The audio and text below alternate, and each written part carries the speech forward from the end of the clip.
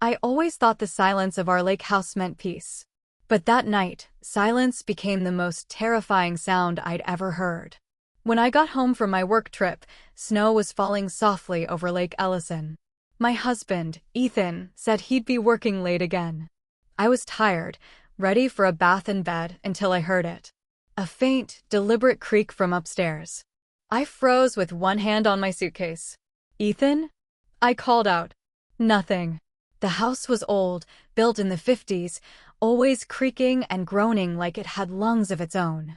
But this sound wasn't the house breathing, it was someone moving. I grabbed the fireplace poker and climbed the stairs, my pulse pounding in my ears. Our bedroom door was slightly open. When I pushed it wider, I saw my jewelry box sitting open on the dresser. My grandmother's pearls gone. "Hello." My voice trembled. The closet door creaked. I stepped closer, gripping the poker tight. If someone's in there, I swear. Silence. Then the closet door slammed shut. I stumbled back with a gasp just as the front door opened downstairs. Footsteps. "Maya?" Ethan's voice floated up, calm and casual. "Why are you yelling?" I ran down the steps.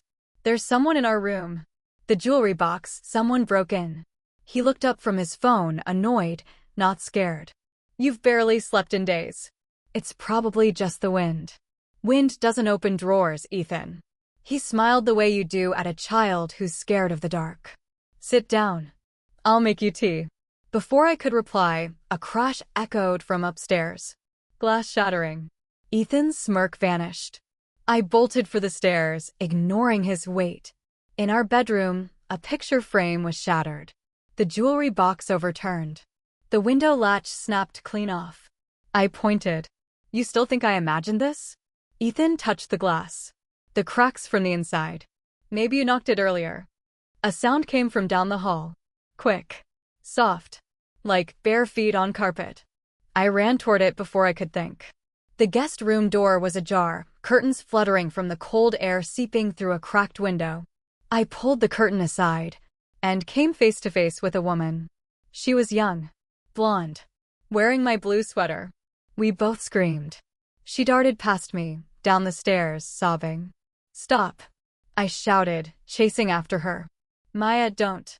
Ethan's voice thundered behind me.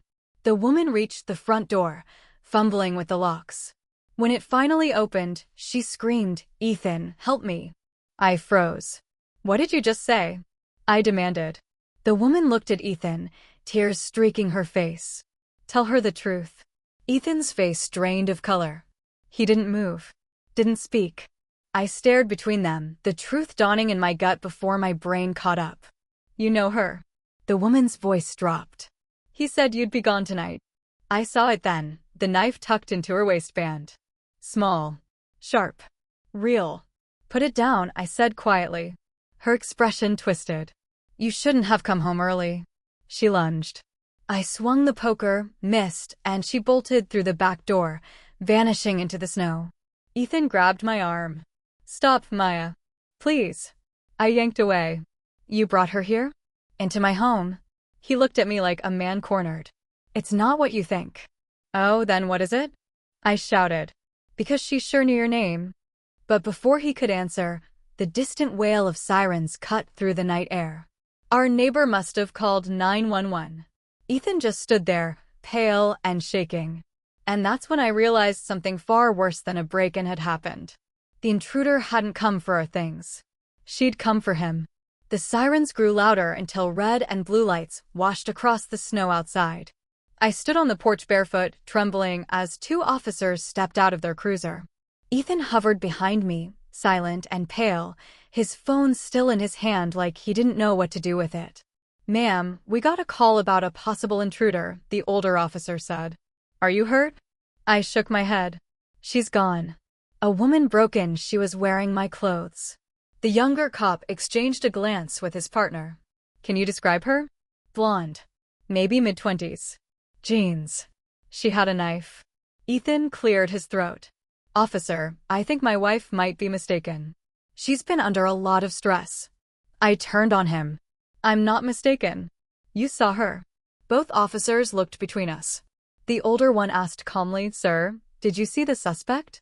Ethan hesitated a heartbeat too long. Just a blur. It's dark. Maybe a burglar. Maybe. I cut him off. She called you by name, Ethan. She said you told her I'd be gone tonight. The words hung in the cold air like smoke. The officer's brow lifted. Is that true, sir? Ethan's jaw tightened. Of course not. They split up, one checking the backyard, one inspecting the house. I stayed by the window, watching their flashlights cut through the snow like small moons. Ethan sat at the table, face buried in his hands. Who is she? I whispered. I told you I don't know. I stared at him until he looked up. His eyes were bloodshot, but not from fear, from guilt. Then why did she call you by name? He didn't answer. When the officers returned, they said the woman had vanished. No footprints beyond the boathouse, no vehicle on the road. Just the storm swallowing everything whole. They took statements and promised patrols through the night, then left us in a house that suddenly felt colder than the lake outside. I locked every window, double-checked every door. Ethan poured himself whiskey instead of tea and sat silently on the couch. When I finally spoke, my voice trembled from exhaustion. You're going to tell me everything, Ethan. Who she is, why she was here, and why she was wearing my sweater. He exhaled slowly, staring into his glass. It's complicated. Try me. He looked up. I met her months ago. Her name's Lila. She worked at a client's firm. It was supposed to be nothing. A stupid mistake. I froze. You had an affair. He nodded once. It's over. I ended it. Clearly she didn't get the memo, I snapped. I didn't know she'd show up here. I swear it. I wanted to believe him. I really did. But his hands were shaking too much for a man telling the truth. Did she threaten you? I asked. He nodded slowly. She said she'd ruin me. Said she had proof. Proof of what? He didn't answer, and the silence told me everything I needed to know. Whatever this was, it went deeper than cheating. That night, I barely slept. Every sound felt amplified, the groan of the heater, the whisper of snow against glass. Around 3 a.m., I finally drifted off, only to jolt awake at a faint tapping sound. From the back porch. I crept downstairs, clutching my phone. Through the glass door, I saw a shape standing by the boathouse, a woman's silhouette under the porch light. She wasn't moving, just watching. Ethan. I hissed. She's back. He stumbled out of bed, ran to the window, but by the time he looked, the figure was gone. She's playing games, I whispered. She knows we called the cops. Ethan pressed his palms to his face. I'll handle it. But the next morning, when the police returned to take follow-up statements, one of them mentioned something that made my stomach twist. There were no fresh footprints near your porch this morning, he said. Just the same ones from last night. Meaning no one had been there since. But I knew what I saw. And I couldn't shake the feeling that maybe Lila didn't need to walk through snow to be watching me. Because when I went to pour coffee, I saw something sitting on the counter, something I knew hadn't been there before. A small silver earring. Mine. The one that had gone missing months ago. And beside it, a folded piece of paper with 4 words written in black ink. He's lying to you. I must have stared at that note for a full minute before I could breathe again. 4 words. He's lying to you. The handwriting was neat, deliberate, like she wanted to make sure I could read every letter clearly. Ethan. I called, my voice cracking. Come here. He walked in wearing his robe, eyes bleary. When he saw the note, his expression froze. Where did you get that? It was here when I came down. That's impossible, he muttered. The doors are locked. Then explain this. I held up the earring. He took a step back like I'd shown him a loaded gun. Maya, listen, maybe you dropped it last week. Don't lie to me again. I snapped. She was here. She's been here again, Ethan. He rubbed his temples, pacing. She's trying to scare you. That's all. She's obsessed. Obsessed with what? You? Or something you did? He froze mid-step. I saw it in his face, the flicker of panic that gives a liar away. That's when I realized I didn't just have a cheating husband. I had a husband hiding something dangerous. By noon, the police returned to collect the note and the earring. The younger officer, Davis, took photos and said they'd try to pull prints. The older one, Sergeant Hale, glanced at Ethan as he spoke. "Sir, you said the woman's name is Lila. Do you have a last name?" Ethan hesitated. I don't remember." Hale frowned. "You had an affair with someone and didn't know her last name?" "It wasn't like that," Ethan said quietly. The sergeant didn't reply, just jotted something down. He gave me his card before they left. "Call if she contacts you again, Mrs. Reeves." After they drove away, I turned to Ethan. "I want you to pack a bag." He looked stunned. "What?" "You're leaving." "I need space. I need to think." He started to argue, then saw the look on my face and stopped. He went upstairs without another word. I watched from the kitchen window as he threw a duffel bag into his car and drove away down the snow-covered road. For the first time since the night she appeared, the house was quiet. But it wasn't peaceful. It felt watched. That night, I couldn't stop replaying everything in my head: her voice, the look in Ethan's eyes, that note. I sat at the table, tracing the words over and over, wondering how she'd gotten inside without leaving prints or tracks. Around midnight, I decided to check the house again, room by room. The kitchen, the hallway, the study. Everything seemed fine until I reached Ethan's office. The door was slightly open. I flicked the light switch. Nothing. The bulb was out. Using my phone flashlight, I stepped inside. His desk was a mess. Papers, receipts, and something else, a small flash drive taped under the drawer. I peeled it off, heart racing. Upstairs, I plugged it into my laptop. The drive contained dozens of documents. Financial records. Emails. Folders labeled Project Vortex and Lila F. My blood went cold. The emails were between Ethan and someone using the address l.forsyth@vortexintel.com. Most were work-related until they weren't. The tone shifted from professional to intimate, then desperate. "Lila, you promised it would be over by now." "Ethan, I told you, I'm handling it. Don't do anything stupid." "Lila, she doesn't know yet, but she will." My pulse thundered in my ears. The last message was dated just 2 days before she broke in. "Lila, if you don't tell her, I will." I sat frozen. The realization hit like a punch. She hadn't come here just for revenge. She'd come to expose him. Before I could process it, my phone buzzed with a new message. An unknown number. "Unknown. Check your basement before midnight." I dropped the phone. My heart pounded so hard it hurt. The clock on the wall read 11:47 p.m. The clock ticked louder than my heartbeat.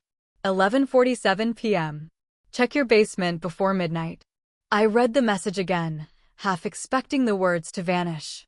My first instinct was to call the police, but something in me hesitated. If this was Lila, she wanted me to find something. And after everything Ethan had hidden, maybe I finally needed to see the truth for myself. I grabbed the poker again and crept toward the basement door. The air grew colder with every step. The hinges groaned when I pulled it open, and a draft of icy air spilled out. The stairs stretched down into darkness. "Get it over with," I whispered to myself and started descending. The smell hit first, damp wood and something metallic, faint but sharp, like rust or old blood. My flashlight beam cut through dust, landing on boxes, tools, and storage bins. Everything looked normal until I reached the far wall. There, behind a stack of paint cans, a single wooden panel didn't match the others. It looked newer. I pushed the cans aside, crouched down, and tugged. The panel shifted easily, revealing a small hollow space about 2 feet deep. Inside was a metal lockbox. My hands trembled as I lifted it out. A key was taped to the top. I turned it slowly and opened the lid. Inside were photographs. Dozens of them. Every picture was of me. Sleeping, cooking, working in the garden. Some taken from outside the window, others from angles inside the house that made my skin crawl. Mixed among them were photos of Ethan and Lila together, at restaurants, in his office, even one in our living room while I was away on business. I flipped through in horror until one photo stopped me cold. It was taken on the dock. Nighttime. The same view I'd had when she attacked me. But in this picture, Lila wasn't alone. She was standing beside another man, someone I didn't recognize. And Ethan was in the background, watching. My breath came fast. Who was he? What were they doing out there? Before I could think, I heard movement upstairs. A floorboard creaked. Then another. I froze, clutching the poker. The phone buzzed again in my pocket. Unknown. You shouldn't be down there alone. My flashlight flickered, then went dark. I bolted up the stairs 2 at a time. The kitchen light was on now, though I'd left it off. And standing by the counter, calm as if he'd never left, was Ethan. What are you doing here? I demanded. He didn't answer right away. You shouldn't wander around at night, Maya. It's not safe. My hand tightened around the poker. You left. He smiled faintly. I forgot something. Really? What? Your conscience. The smile vanished. You've been through enough. Stop digging. Stop digging. I laughed, hollow. You're hiding photos of me in the basement, Ethan. Do you have any idea how insane that is? His eyes darkened. You weren't supposed to find those. My skin prickled. Then maybe tell me who that man is in the pictures with Lila. He looked at me for a long moment before saying quietly, You don't want to know. I do. He sighed, rubbing the back of his neck. Fine. His name is Andrew Lorne. He was my partner at Vortex International. We covered something up. Years ago. A deal that went bad. Lila was Andrew's assistant back then. She found out what we did. What did you do? His gaze flicked toward the basement door. It doesn't matter anymore. It's done. I took a step closer. What does done mean? Before he could answer, there was a knock at the door. 3 sharp raps that made us both jump. Ethan went pale. Don't answer it. But I was already moving. I looked through the peephole. A woman stood on the porch, hood pulled up against the snow. It was Lila. When she saw me through the glass, she whispered something I barely caught through the wind. Don't trust him. Then she turned and ran toward the road. I spun back around, but Ethan was gone. Ethan? I called out, spinning toward the kitchen. Silence. The back door stood open, snow blowing in across the tile. He was gone. Again. I slammed the door shut and locked it, chest heaving. My hands shook too badly to call the police. Lila's words still echoed in my head, don't trust him. What if she wasn't the villain I thought she was? I grabbed my coat and car keys and ran outside. The cold hit like a slap. The street was empty except for a single set of fresh tire tracks curving toward town. Ethan's car. I followed in mine, my headlights cutting through sheets of falling snow. The drive into town took 15 minutes, but it felt like an hour. I kept replaying everything in my mind, the photos, the lies, the man named Andrew Lorne. When I reached Main Street, Ethan's car was parked outside the Vortex International office building, dark, deserted, its logo barely visible under a thin crust of ice. I left my car running and crept up to the glass doors. Through the fogged window, I could see faint movement. A silhouette pacing near the reception desk. I tried the handle. Locked. Then a voice behind me said, Looking for your husband? I spun around. Lila stood under a flickering streetlight, snow collecting in her hair. She looked nothing like the wild woman from my house, calmer now, almost haunted. Where is he? I demanded. She stepped closer, shivering. Inside. He's meeting Andrew. Andrew's alive? For now, she said softly. What does that mean? Lila's eyes darted toward the building. 3 years ago, Ethan and Andrew embezzled millions from a client account. When I found out, they blamed me and fired me. Andrew was supposed to take the fall, but Ethan made sure he didn't. Someone else did. I frowned. Who? Your brother. My heart dropped. Daniel? He died in that car crash. She shook her head. It wasn't an accident. He discovered the money trail and confronted Ethan. Andrew rigged his car's brakes that night. Ethan helped cover it up. I staggered back. The wind stung my eyes, but it wasn't from the snow. Why are you telling me this now? Because Andrew's threatening to expose everything, and Ethan's not the kind of man who leaves loose ends. Before I could respond, a sharp crack echoed from inside the building. Like a gunshot. We both froze. Lila grabbed my wrist. We have to go. But I yanked free and ran to the door.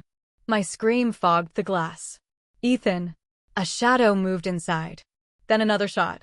The lock clicked open suddenly from the inside, and the door creaked wide. Ethan stumbled out, face pale, a smear of blood on his sleeve. Maya, get in the car. I stepped back. What did you do? Now, he barked. Lila whispered, you killed him. Ethan's eyes flicked toward her, cold and flat. He wasn't supposed to pull a gun. My stomach turned. I backed away slowly, my boots crunching in the snow. I'm calling the police. Ethan took one step toward me. Don't. Please. I did this for us. For us. I laughed, trembling. You stole money. You cheated. You lied about my brother's death and you murdered your partner. He winced. You don't understand what that man was capable of. I understand enough. Before he could move again, Lila stepped between us, pulling something from her coat pocket. A small black voice recorder. I've been recording this entire conversation, she said quietly. You're done, Ethan. For the first time that night, he looked afraid. Blue lights flashed at the end of the street. Ethan's eyes darted toward me. You called them. I shook my head. No. Lila smiled faintly. I did. Before you ever left the house. The sirens grew louder, bouncing off the snow-covered buildings. Ethan's face twisted, panic replacing charm. He took a step back toward the glass doors. And then ran. Straight into the dark building. Ethan. I shouted, my breath misting in the cold. Stop. He vanished into the darkness of the Vortex lobby. The sirens grew louder, closing in, but I couldn't wait for help. I ran after him. Inside, the air smelled of dust and gunpowder. The lights flickered weakly. Behind the front desk, papers scattered across the floor like fallen feathers. Somewhere deeper in the building, a door slammed. Ethan. My voice echoed. It's over. A faint sound answered, not a voice, but a choked sob. I followed it down a hallway lit only by security lights. The trail of blood drops led me to a glass-walled conference room. Ethan was there, sitting against the wall, clutching his arm where the blood had soaked through his sleeve. In front of him, sprawled on the carpet, was Andrew Lorne lifeless, a gun near his hand. I froze in the doorway. What did you do? Lila dropped the gun instantly and raised her hands. Ethan slumped back, defeated, as officers cuffed him, reading his rights. He didn't resist. He didn't even look at me. When they led him past, I met his eyes one last time. You said you did this for me, I said quietly. But you only ever did it for yourself. He didn't answer. They pushed him into the snow outside. Flashing lights reflected off the windows, turning everything blue and red. Lila stood beside me, arms wrapped around herself. You know, she said softly, I used to love him too. Thought he was the kind of man who could save me. Turns out, we both needed saving from him. I nodded, tears stinging my frozen cheeks. You could have told me the truth sooner. She gave a small, broken smile. Would you have believed me? Outside, the officers loaded Ethan into the back of a patrol car. As they drove away, I felt something I hadn't felt in months, a relief mixed with grief. It wasn't over. Not yet. The lies were untangling, but the damage was already done. As the last police car disappeared into the night, Lila turned to me. There's something you still don't know. My stomach clenched.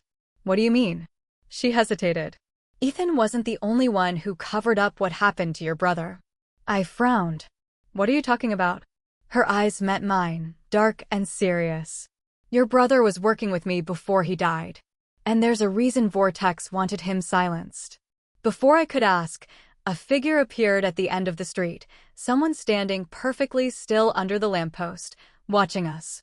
It wasn't Ethan. And whoever it was, Lila's face went pale. That's him, she whispered. That's the one who really started all of this. The figure stood motionless at the end of the street, his shadow stretching long under the lamplight. Lila's breath hitched beside me. That's him, she whispered again. The one who started all of it. I squinted through the swirling snow. The man began walking toward us, slow, deliberate, confident. He wore a black coat and leather gloves, his face half hidden beneath a hat. Who is he? I asked. Lila swallowed hard. Victor Hale. He was head of Vortex's internal security. Andrew and Ethan worked under him. He's the reason your brother died. My heart pounded. You said Ethan and Andrew were responsible. They were, she said, voice trembling, but Victor ordered it. He made them cover up the money trail, then made sure anyone who found out disappeared. I only survived because Ethan hid me. The man stopped a few yards away. Maya Reeves, he said, his voice smooth and cold.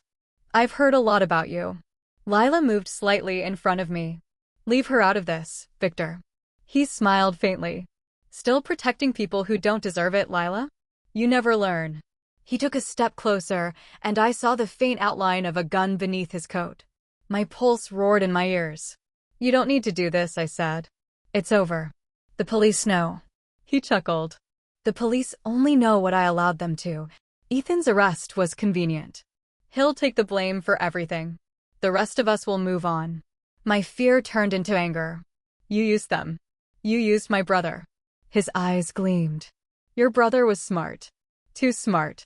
He thought he could expose me. That didn't end well for him. Lila's voice cracked. You murdered him. Victor's smile didn't falter. We all did, in our own way. The sound of crunching tires broke the tension, another police car approaching. Victor's hand went to his coat. Run, Lila hissed. But I didn't move. I stepped forward instead. My voice shook, but I forced the words out. You're done hiding, Victor. I recorded this entire conversation. His smirk faltered. You're bluffing. I lifted my phone, the recording app still running. Try me. He lunged. Lila grabbed his arm before he could draw his weapon. The gun fired, the shot splitting the night. The bullet tore into the snow beside me. Lila and Victor struggled, twisting, slipping on the ice.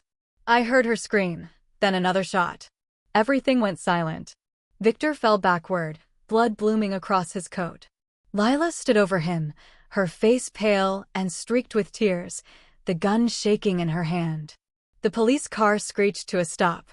Officers jumped out, weapons raised. Drop it. Lila dropped the gun instantly, raising her hands. He was going to kill her, she said, voice breaking. He was going to kill both of us. The officers rushed forward. One checked Victor's pulse, then shook his head. Another cuffed Lila gently, reading her rights even as she sobbed. I stood frozen, my phone still in my hand. The recording was still running. Everything his confession, the threats, the shot captured. It was over. 2 months later, I sat on the dock overlooking Lake Ellison. The snow had melted, leaving ripples of gray water that mirrored the clouds above. The town was quiet again. Too quiet. Ethan had taken a plea deal in exchange for testimony against Vortex's executives. The company collapsed within weeks. Victor's crimes, my brother's death, all of it came out. Lila, despite her role, was given leniency for exposing the truth. Sometimes, I still wake up at night hearing the echo of that final gunshot. Sometimes I see Victor's face in my dreams. But most nights, there's peace. I thought justice would feel like revenge. It doesn't. It feels like breathing for the first time after nearly drowning.